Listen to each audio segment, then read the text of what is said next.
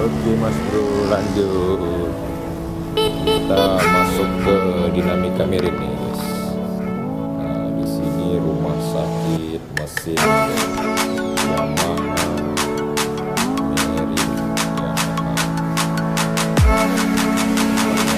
Ya. Assalamualaikum Kak Fatin.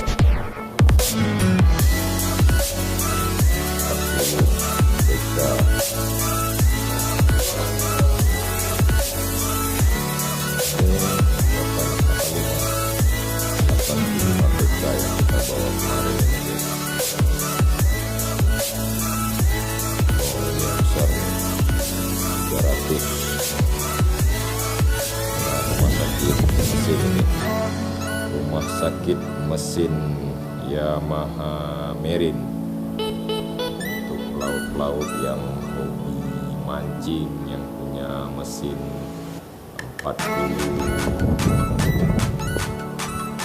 sampai dengan 300. Kalau rusak ini bisa kemarin bisa diobati di sini ya. Oke, nanti kita lihat spare partnya lagi nih guys.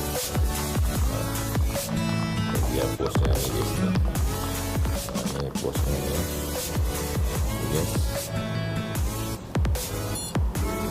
masuk Pak Eko.